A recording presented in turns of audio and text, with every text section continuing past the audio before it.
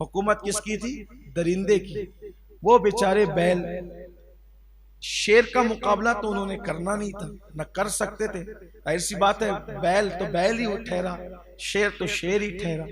शेर के पास नाखून वाले पंजे हैं, बड़े बड़े दांत हैं, उसने खाना ही है बैलों को, जानवरों को, क्योंकि वो बादशाह है, हुकूमत उसकी थी जंगल पर।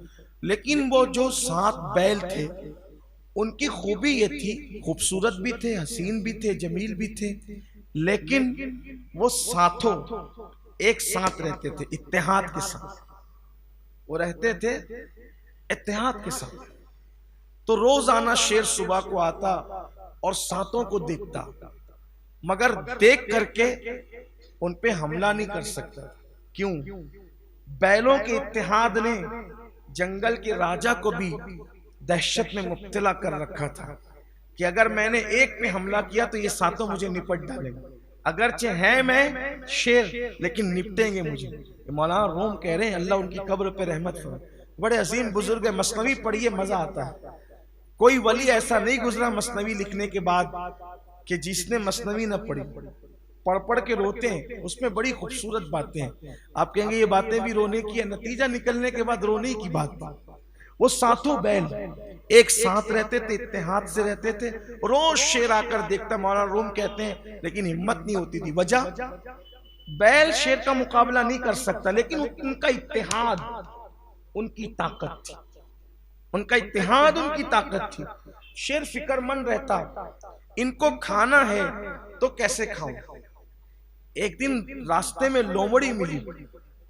लोमड़ी ने कहा, बादशाह सलामत, कुछ परेशान से दिखते हैं। कहा इनके इत्तेहाद से मुझे परेशान है। देखा, कमजोरों का इत्तेहाद भी बड़े बड़े ताकतवरों को परेशान करता है। अगर बैलों में इत्तेहाद हो जाए तो जनाबे शेर का ये हाल होता है। अगर उम्मत में इत्तेहाद हो जाए, पूरी कौम मुत्तहिद हो जाए, यहूद और नसारा की सारी साजिशें चकनाचूर हो जाए, उम्मत में इत्तेहाद की जरूरत।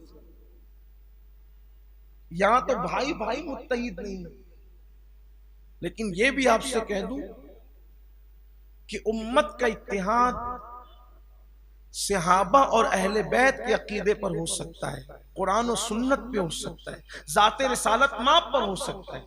और लोमड़ी ने कहा कि आप परेशान हैं, तो कहा ये सातों एक साथ रहते हैं, इसलिए हमला नहीं कर पाता। कहा इसका इलाज तो मैं कर दूंगी, मैंने कर देना इसका इलाज, लेकिन एक शर्त है, जब आप शिकार करेंगे तो कुछ बचा कुचा हमें भी देंगे। कहा बिल्कुल देंगे, लेकिन आप क्या इलाज करेंगे। अब आप देखिए मैं क्या करती हूँ। वो सातों बैल के पास लोमड़ी गई, उसमें से एक को बुलाया, इधर आ।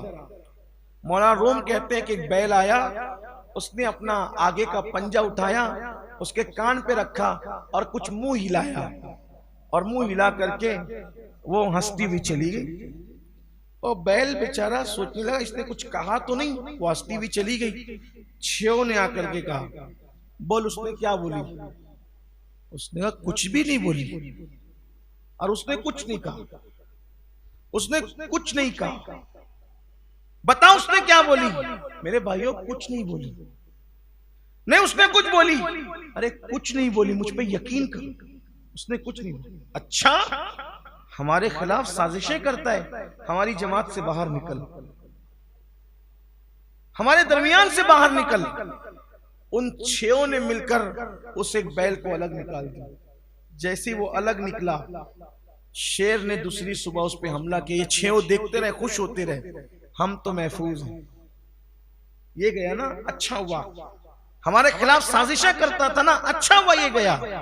उसको चंद दिनों के बाद खाकर फिर मजा आया तो लोमड़ी से कहा, लोमड़ी अब क्या। कहा फिर देखो, बैल तो बैल ही ठहरे ना।